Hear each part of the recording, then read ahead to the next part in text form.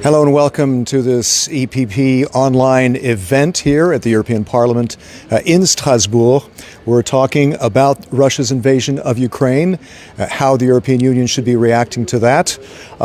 Joining us is Andrius Kubilius of Lithuania, a member of European Parliament with the EPP Group, Foreign Affairs Committee, chair of the delegation to the Euronest Parliamentary Assembly that includes Ukraine, and the delegation to the EU-Russia Parliamentary Cooperation Committee. Michael Gahler, welcome, of Germany, on the Committee on Foreign Affairs and on the Subcommittee on Security and Defense.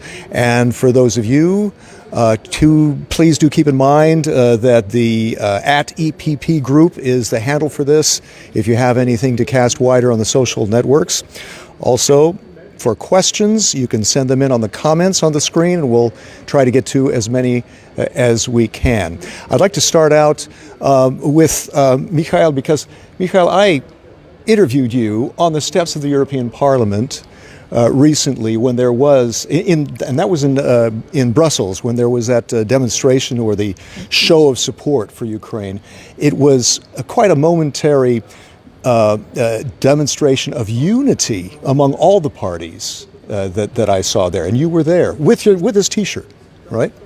Yes. How was that feeling there about and how Madam Metsola, the Parliament President, talked about how we do need to take stronger action against Russia? I mean, it is a moment of great emotion. I mean, those who are dealing with the country closer, and I'm the standing rapporteur in the Parliament on this country, and so having to face this threat, not only threat, this aggression, this invasion, and then having the feeling, we all belong together, including the Ukrainians that were around there as well. I think that was such a moment of togetherness and devotion, and every positive feeling was coming for this country at this moment. And Andrius, you were there as well. I saw you there. What was your feeling as well, and how can this hopefully translate into stronger action by the European Union? Well, first of all, of course, this is terrible what Putin waged against Ukraine. It's a criminal war and everything else, and that feeling really is one of the very strong feelings. Second, of course, Ukrainians are showing heroism which perhaps not everybody was expecting from them in Europe. And the last point is that really Europe is showing incredible unity and effectiveness, which again, being inside of the Parliament, knowing sometimes our very slow bureaucracy, Yeah. And the fact that Mr. Putin wants to divide Europe, and he failed in what he did. Absolutely, and Europe really perhaps surprised, itself, first of all, and the world, with its unity and effectiveness and decisions which were made.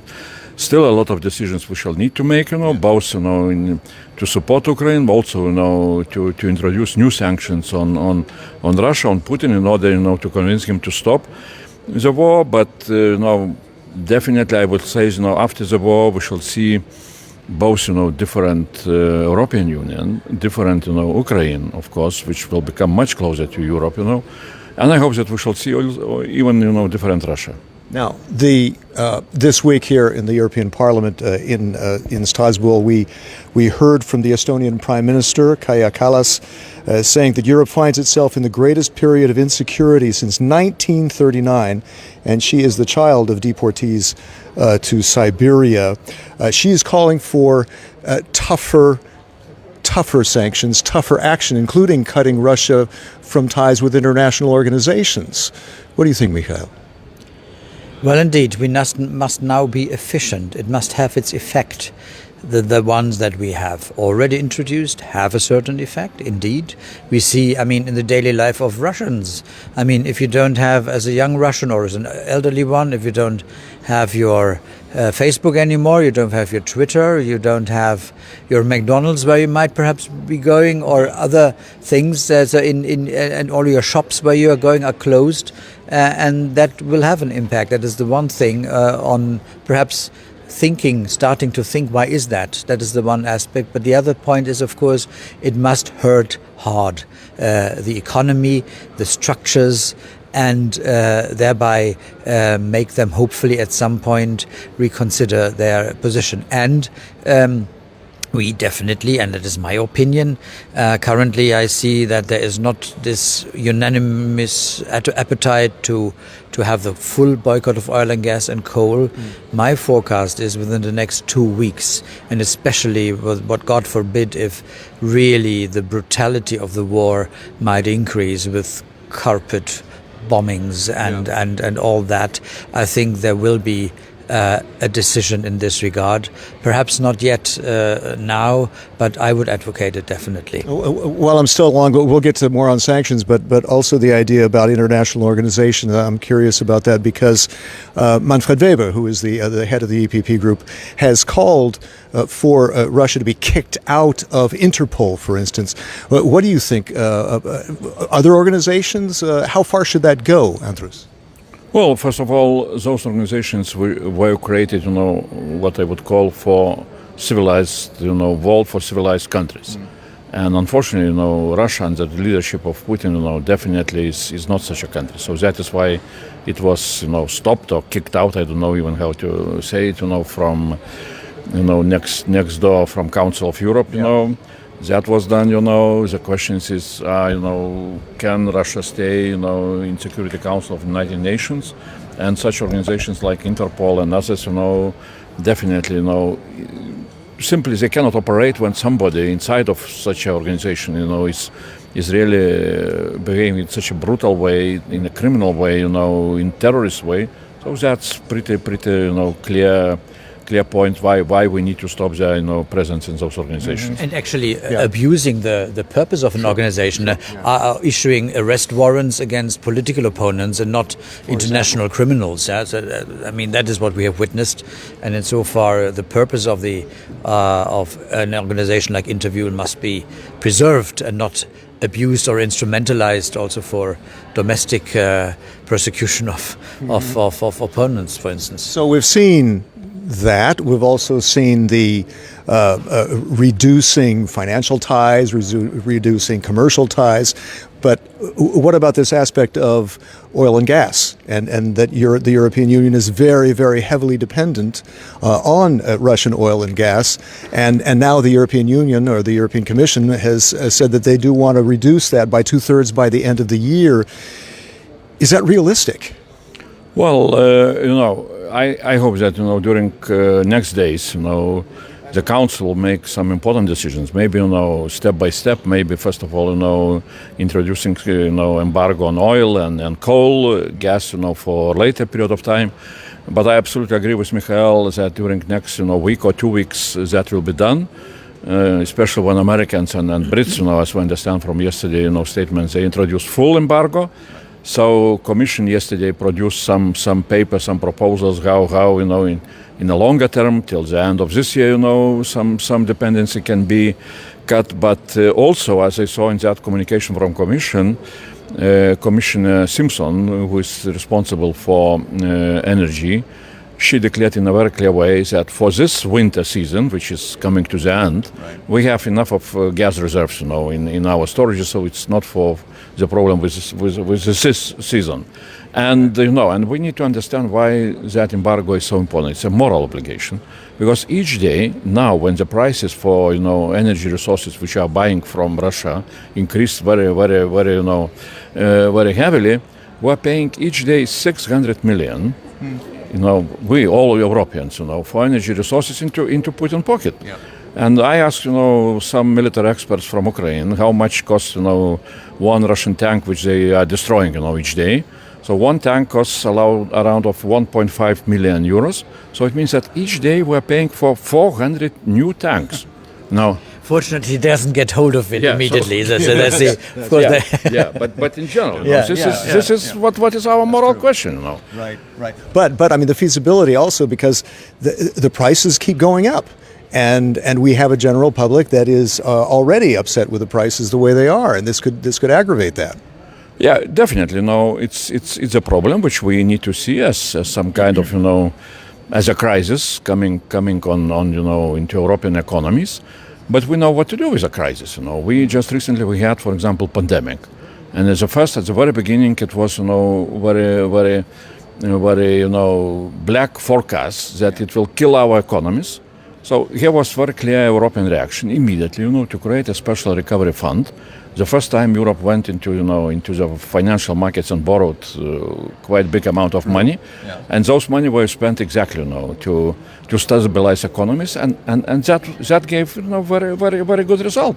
So why not to use the same technology, financial technology, to create some kind of fund, special fund or whatever which would subsidize those economies which are hit by this new crisis, and that would allow us not to think so much about that we are so dependent on Putin that we need to continue paying into his pocket when Ukrainians are dying in the battlefield. That's true, but there are limits to that, aren't there, Mikhail? Yeah, but I think there is another idea. If we see how much more tax income our governments have through this hike of the prices, because there is a lot of taxes on oil and gas and all that, and that could be, without having at the end lesser than in the planned budget, you have a certain amount of taxes, income through the mineral tax, or the oil taxes, or whatever there is, and if the prices are hiking to such an extent, they can give it back to the citizens and produce some relief, and without having lesser than the planned taxes on the income side. I think that should also be investigated from different governments, and that is what the individual governments have at their exposure. But they can decide they don't need even the European level for that, so that could be an additional aspect. At EPP Group is the handle for any kind of social networking that you would like to do. Also, if there are any questions, any statements, please put them in the comments section. We'd like to see that as well. What about the humanitarian aspect? And this is something I saw Associated Press reporting today, that 430,000 residents of besieged Mariupol, that's the port city in the south, are in desperate need of food, water, and medicine, and it's getting worse and worse. What can the EU do about that? Well, first of all, the best solution would be to stop the war. And that's what EU, really is trying to achieve. Second, of course, we need to push, international community and try to convince, Putin, if that's possible, that humanitarian corridors would be open, both for delivery of needed supply, and also for civilians to leave, those surrounded cities. So far, he's offering mainly corridors to Russia, and Belarus, right? Yeah, that's what they're doing. Still, it's really, beginning of the war is really total, humanitarian catastrophe, and definitely without any guilty either on Ukrainian side or on the Western side. Why Putin decided to start this war is something, absolutely, not understandable. That is really a criminal, war. That is why, I am absolutely sure that Putin will go into, international tribunal at the end. But for time being, people are suffering. Really, people are suffering. It's not only in the battlefield, but also in the cities. Millions of them, are trying to leave, with their families, with their kids, refugees into Europe. We definitely, this is our moral obligation to take all of them. But, people in those, cities like Mariupol or Kherson, definitely they are suffering very, very heavily. Yeah. Particularly this city of Mariupol touches me personally, because 5 weeks ago I was there with colleagues, 5 weeks ago, and before in summer in August. So we saw a lively city with, normal people who were going about their daily businesses and were having a beach stay and stayed at the beach in summer, and now in winter they were living a normal life. And to see this very city shows the extent of atrocity and incredible criminal energy that we see from this Russian dictator, and that especially this city touches me personally, thinking, what about those people that I saw some weeks ago? Where are they now? And that shows our obligation to push and to in the right direction with sanctions, with political pressure, to get this dictator back to senses. Okay, and what about the refugee situation? What more should be done to assist them? We see on a local level, on a national level, how much more on a European Union level should there be help for the refugees? Whatever is needed. Really, I can praise again, all EU, institutions, Commission, they are really doing what is needed. I can praise also, the governments of the neighboring countries, which are taking all the needed measures to allow those people, to get some shelter, and to move forward. NGOs, individual people in Europe, are doing everything. I am getting, family into my house in Vilnius, So that's what is needed to be done, but of course, the biggest, service to all of those peoples would be to stop the war immediately. Yeah. I have a question from one of the viewers, Jean-Pierre Audi, asking, don't you think the time has come to propose a peace plan? What kind of peace plan? What do you think, Mikhail? Well, any peace plan must include, of course, the withdrawal of Russian troops, the unconditional withdrawal. There can be no peace with Russian troops on Ukrainian soil. There should be a peace plan, perhaps guided or guarded by the United Nations, that they would provide the platform where they can sit. Could also be the OSCE. I mean, Russia is a member of the OSCE, has subscribed to everything that they should abide by. But talks and genuine talks are needed, and I would say we need foreign presence on the ground, be it the OSCE, be it United Nations peacekeepers, to see to it that the atrocities stop, that the supply is for the people is guaranteed, and that an organized withdrawal of the Russian troops should happen, and not, so to say, not with a revolver on your head to accept a capitulation. That is not the way. Now, there's a lot of talk about to what extent should Ukraine insist on keeping its right to join NATO, to join the European Union. Lithuania is now long part of the European Union and part of NATO. What do you think, Andrus, on this? I mean, could maybe backing off on that request bring an end, a way out for the Russian government to pull out? Well, first of all, we need to understand that the problem which we have, with this war is not a problem of Ukraine. It's a problem of Russia under Putin. And Putin and his surrounding, needs to understand what is an alternative to peace.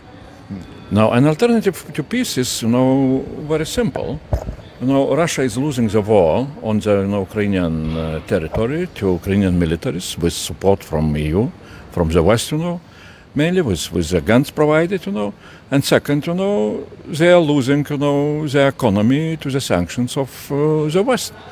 So, and my position would be very simple, in Kremlin and around the Kremlin, they need to understand that either they are choosing peace and they are surrendering, and that is, their capitulation should be what we need to discuss, or those sanctions which now are introduced and which are increasing, like embargo and so on, will stay, like Mikhail have said, till the last Russian soldier will leave, occupied territories in Ukraine. Mm-hmm. And not only those which were occupied now, like Kherson or Mariupol, surrounded, or Chernobyl, but also those which were occupied back in 2014, like Donetsk, Lugansk, and Crimea. Yeah. Well, I think certainly we see or hear suggestions Ukraine should become neutral, or Finlandized. Yeah. Well, I have to say, looking at the recent history, in 2014, Ukraine was a member of the movement of the Bloc Free movement, so they were neutral. Group of 77, I think, right? Or maybe something else, but they were neutral, and I think it was even in their constitution. It didn't help them.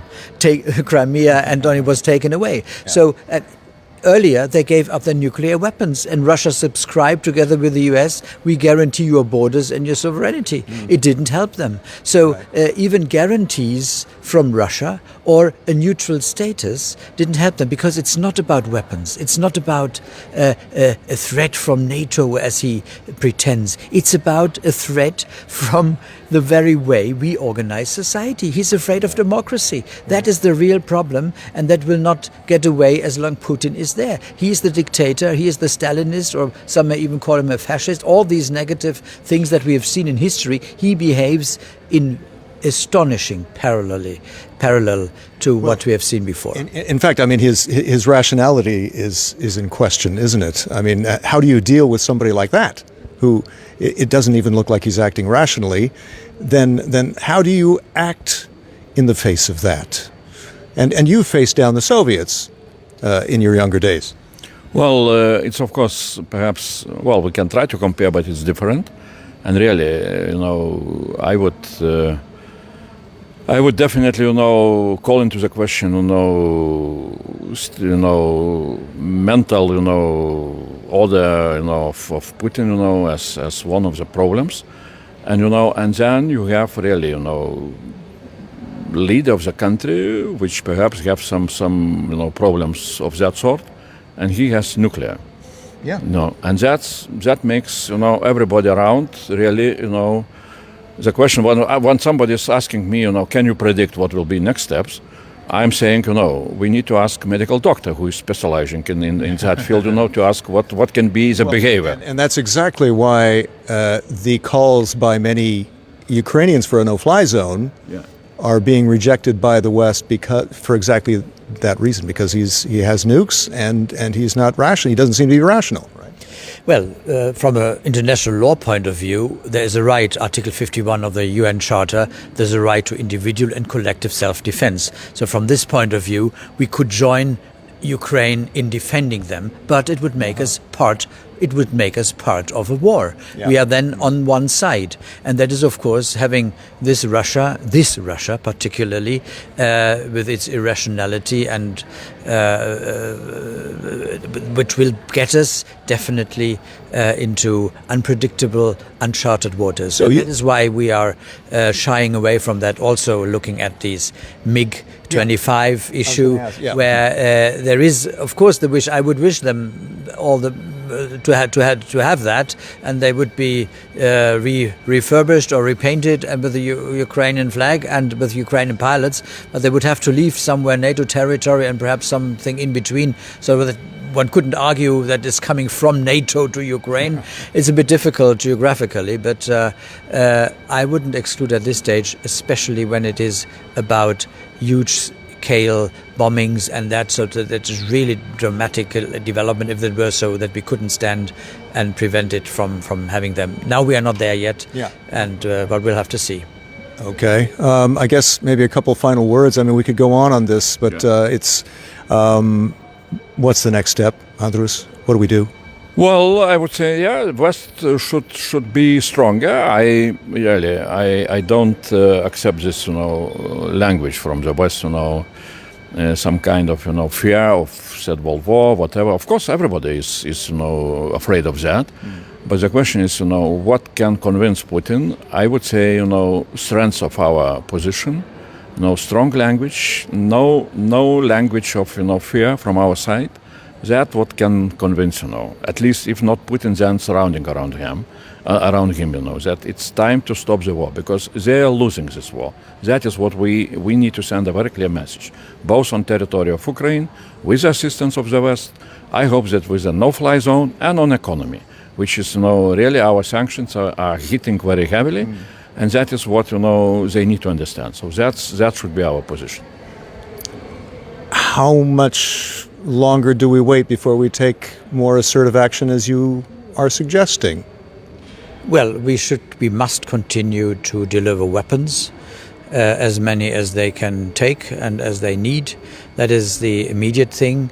And with regard to the sanctions, also I would look at all those oligarchs who are safely in the West, that we should really freeze their assets and only deliver them once, also in connection with an end of this war. I mean, we need to push also on those supporters and of the system and profiteers of the system, that they say, if we connect our fate with this guy in the Kremlin, it's the end of us as well. And that is perhaps one rational way of overcoming this situation. And I'm not speculating how this will end on the Russian side. Hopefully, rational minds can determine the outcome.